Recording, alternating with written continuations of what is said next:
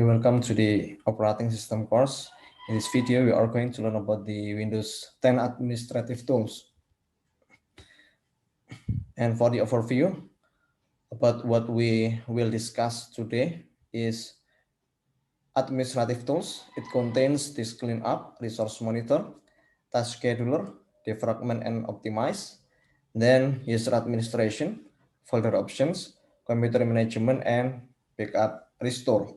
So these are what we are going to discuss in this video. And first, we are going to open the menu to access the Windows administrative tools. As you can see right here, you can open the Windows administrative tools by opening the control panel menu, then choose system and security. Then at the bottom of your control panel menu, you will find the administrative tools. So you just need to click the administrative tools, then you will find some of the menu for the administrative tools. Then I will show to you how to open the administrative tools. So you can also open the Windows administrative tools by typing in your Windows menu like this one. So I'm going to open the Windows administrative tools. Then I don't need to open my control panel. Just search on the Windows menu. Then you will find some of these tools, some of these administrative tools. So there are a lot of menu that you can choose in administrative tools menu. So we are not going to discuss one by one. We only discuss and try some of these features, not all of the administrative tools menu. Then we first we are going to use the disk cleanup. As you can see right here, disk cleanup is used for cleans in the hard drive from temporary file, cache, and etc. To get more space, we can choose clean up system files. So when your hard drive, when the size of your hard drive decreasing, so you can choose the disk clean up menu. Then you can remove some of the temporary file and unused file. So as you can see right here, I will open the disk clean up menu. Then I will find some of files to delete. You can choose what you want to delete by checking the files. Then yeah, and the total amount of disk space that I can gain is around 2 GB if I delete all of these files. Okay, then after you choose the files to delete, you can just press the clean up system files. Then your temporary files, your cache files, and something like that will be deleted from your computer. You can also delete the files inside your recycle bin. So as you can see right here, I have around 1.96 1.96 gigabyte inside my recycle bins. So yeah, from the 2.08 gigabyte, 1.96 gigabyte is comes from my recycle bin. Okay, and the second menu is the resource monitor. Resource monitor is similar with the task manager, but as you can see right here, you will find more details about the resource on your computer. So for example, you can see the CPU usage, the disk usage, network usage, and memory usage in your computer. And you can also analyze unresponsive process inside your computer. So I will open the resource monitor. I'm still in the administrative tools menu. Then I will choose the resource monitor. As you can see right here, you can find some of the process inside your computer. And there are some tabs right here: CPU, memory, disk, and network. So for example, I will choose the CPU. As you can see right here, I can see the usage of my CPU, and you can also find the graphics of the usage of your CPU in your right corner. Then for the memory, I can also see the usage of my memory. So for example, I have around 8 gigabytes memory in my computer, and 2.7 gigabyte is available for my computer, and 5.1 gigabyte is in use in my computer. And you can also see the application that use a lot of memory in the process tabs like here. Then I can I can just see the usage of each application that consume my memory.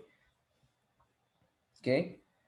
And for the disk, this one is the usage of your hard drive, and the network is the usage of your network. Okay, I will close this menu first, then we will continue to the third menu.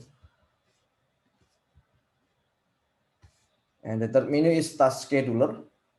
Task scheduler is for scheduling your computer to doing some tasks. So for example, I want to open my Microsoft Word at 4 a.m. this morning, right? So why I should open the Microsoft Word at 4 a.m. So for example, I just want when I turn on my computer, then Microsoft Word will open at 4 o'clock in this morning. So you don't need to open the Microsoft Word manually by choosing the menu, then you find the Microsoft Word. So you can also you can use the task scheduler for set your computer to doing some tests at specific time. Then to create a task scheduler, you can just double click on the task scheduler, and task scheduler can also be used for scheduling your computer to shut down automatically. I don't know, when your computer doing some tests, and for example you run some application that consume a lot of time. For example, you build an algorithm, then you create a model, then your computer will consume a lot of time, then you want to turn off your computer after your process is done. So you can also use this task scheduler for doing tasks like that. Then for so I'm going to create a task for open the Microsoft Word at 4 a.m. So I just choose the create task, then I can give the name of this task as open MS Word. So if I set to open the Microsoft Word at 4 a.m. So I need to wait until tomorrow, right? So I will not do like that. So I just want to open Microsoft Word 10 minutes after I create the task scheduler. So I will set the time like that after this step. So I will give the description as open MS Word. I just choose the default option, run only when user is logged on. Then I will choose the triggers, then click the new. Then you can just choose the one time, daily, weekly, or monthly. If you want to set this task scheduler in recurring time, but I just choose one time, right? So for example, now is 7:34, then I will set to open the Microsoft Word at 7:44. Okay, then for the action, will start a program. Then I will choose the macro support. So I choose the macro support, then open. Okay. So I will leave this option in default. So I will click OK, then okay. So we will wait until 10 minutes after 7:34. At 7:44, then my Microsoft will open automatically. Okay. These are the steps that I have showed to you. Okay. Now we can also see the active tasks in this box. So yeah, I will choose the refresh first. Active task.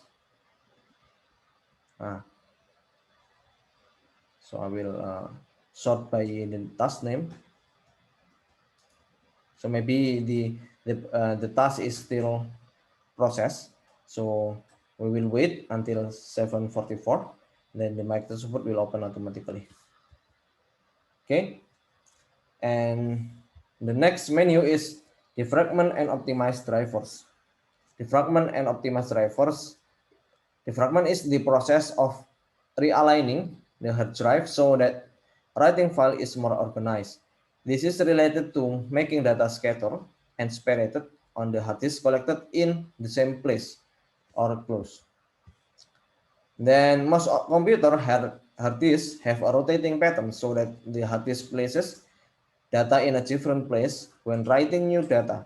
The data blocks are created according to the order in which the comments are given. So the defragment and optimized driver is only for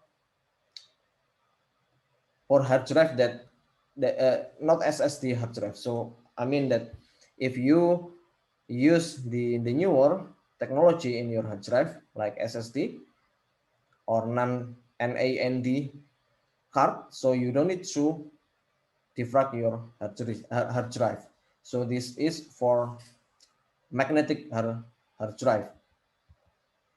Then if you have a magnetic hard drive, so you can just try this menu.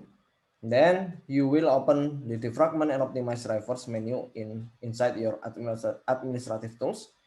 Then you will choose which partition that you want to defrag. For example, because I use the SSD, so I don't need to defrag my hard drive. So but it's okay if I just open the menu for the defragment and optimize drivers.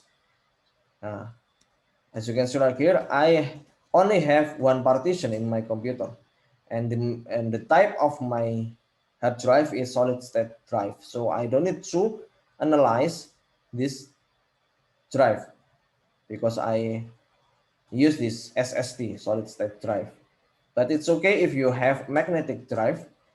You can just choose which partition you want to defrag.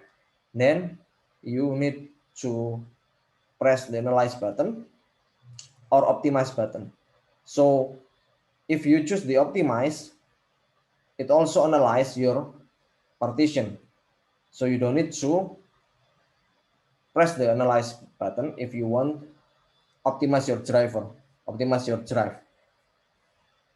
Okay.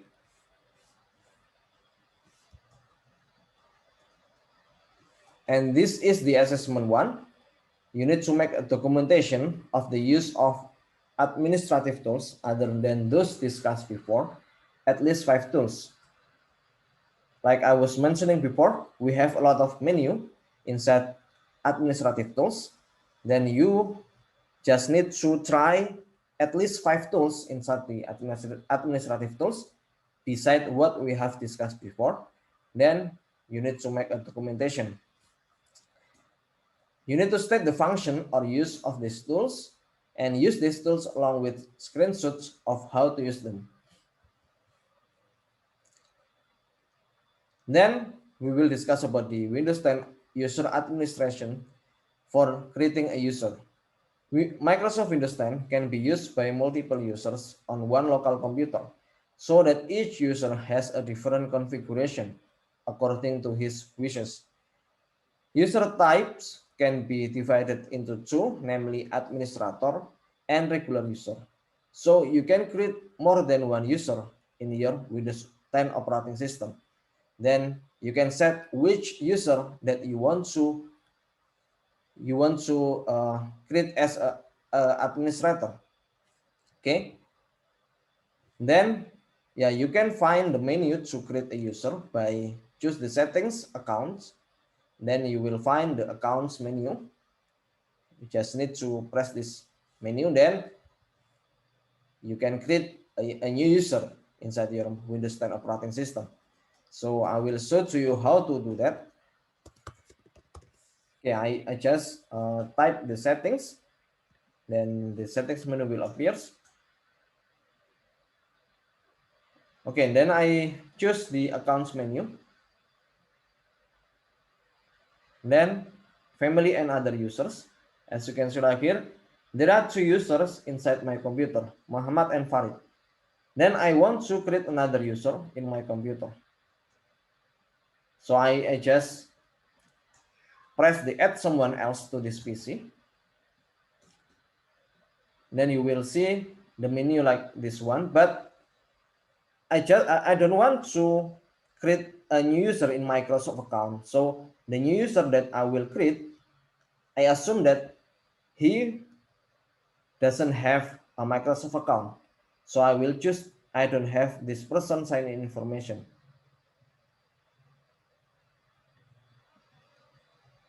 Then I will choose add a user without a Microsoft account. Like I was mentioning before, I assume that the new user doesn't have the Microsoft account. You just need type the username of your new user, then the new user doesn't have the same name with your previous user. So because I have a two user before, Muhammad and Farid, then for example I create a new user with the name Budi, and you just need to type the password for your new user.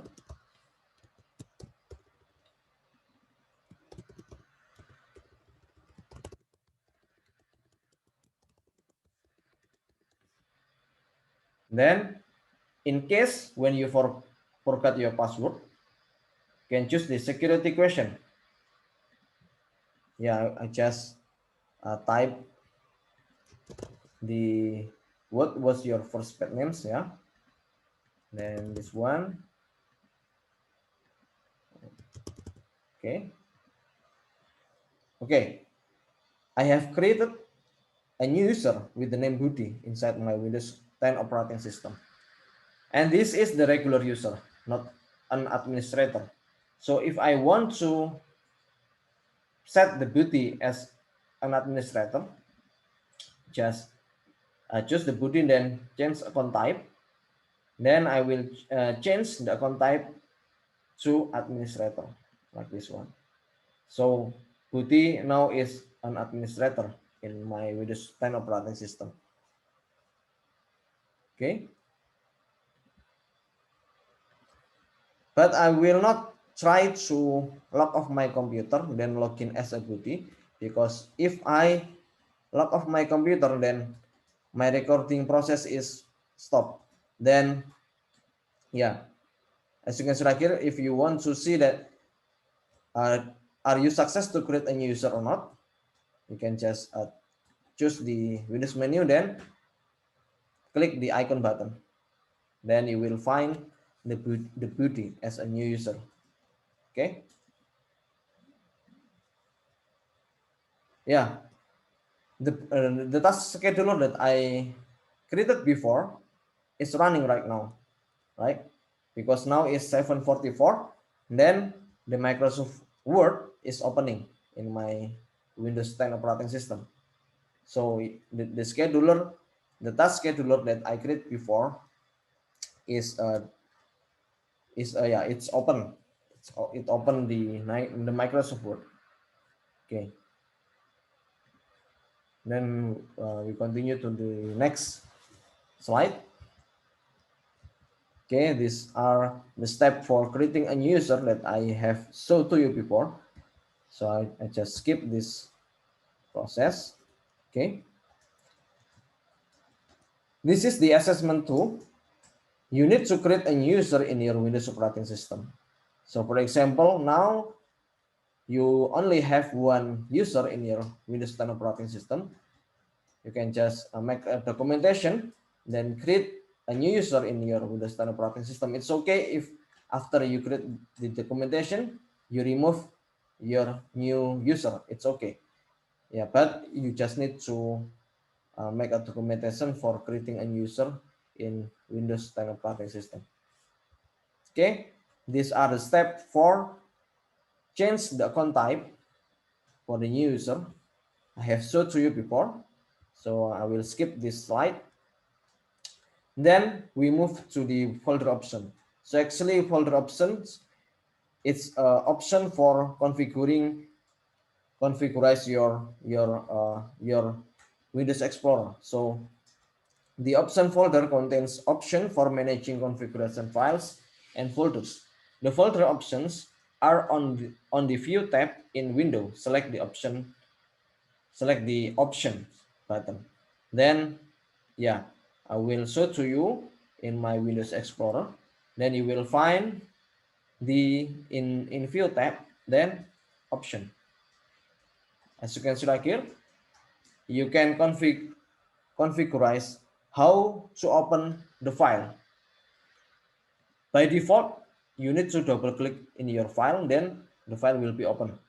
But you can also set when you just if you want to single click. So if you click a file, not double click, single click, then the file will be open. So you can change the click items as follows. Okay, and then in view tabs you can see that if you want to show the hidden files, you can just choose the show hidden files folders and drives, so the hidden files inside your Windows Explorer will be shown. Okay, and for the search, you can see right here, yeah, this option is for configuring the search option. Okay, okay, backup and restore. Backup is used to make a full backup, settings, files, etc., or a non-full backup on the Windows operating system. Restore the Windows OS backup that was done before.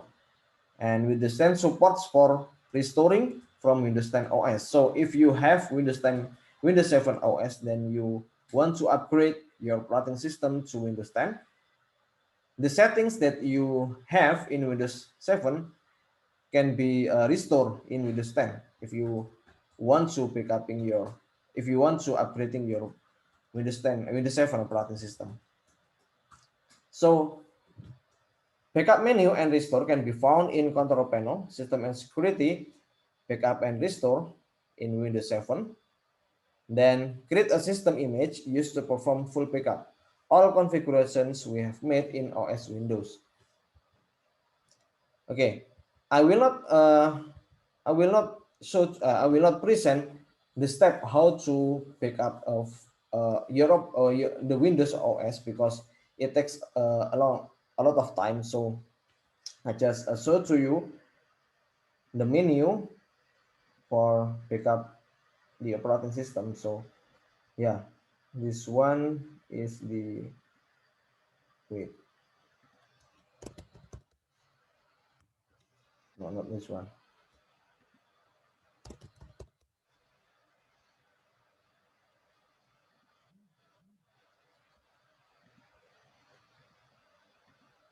Uh,